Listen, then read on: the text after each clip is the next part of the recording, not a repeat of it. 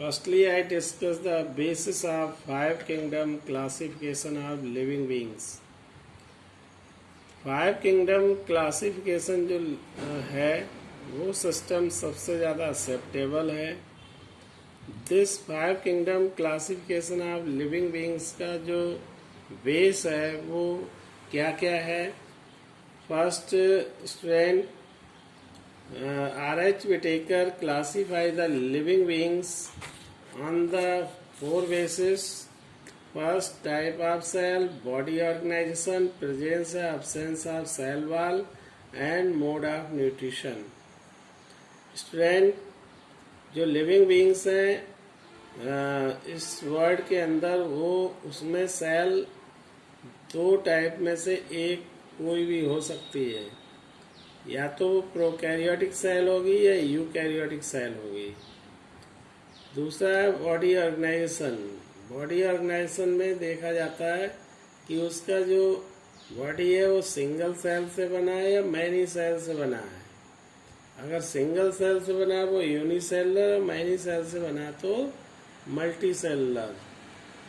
Next thing, जो third base है वो है प्रेजेंस या absence of cell wall. Cell wall present है या अब्सेंट है. और फोर्थ बेस है मोड ऑफ न्यूट्रिशन. वो अपना फूड कैसे ले रहा है, क्या खुद बना रहा है या दूसरों से ले रहा है. अगर खुद बना रहा तो ऑटोट्रॉपिक मोड ऑफ न्यूट्रिशन होगा, और दूसरों से ले रहा तो हेटरोट्रॉपिक मोड ऑफ न्यूट्रिशन होगा. तो these are the main base of the five kingdom of classification of living beings.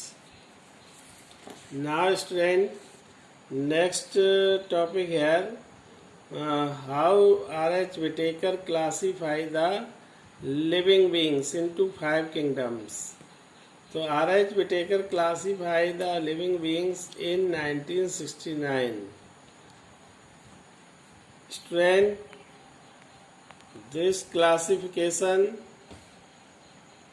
is done on the basis of type of cell, body organization, presence or absence of cell wall, and mode of nutrition.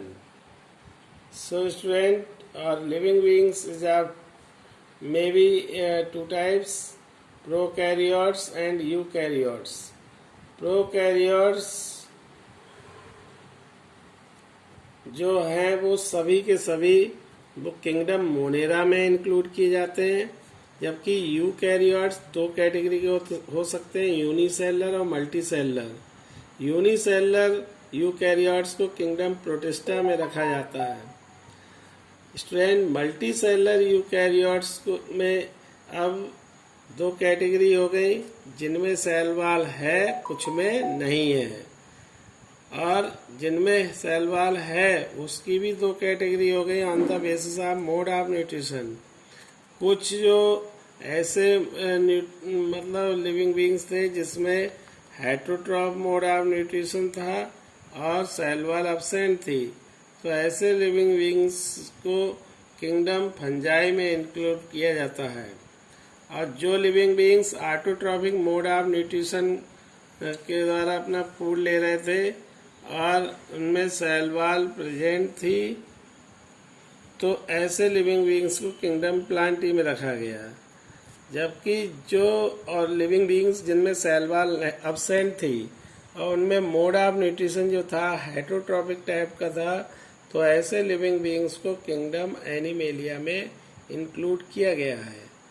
तो in this way you can classify the different living beings into five kingdom. Kingdom Monera, that is first one. Kingdom protista, this is second one.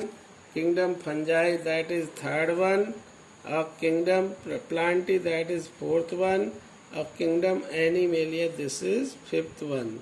So in this way you can classify the different living beings into five kingdoms. Thank you.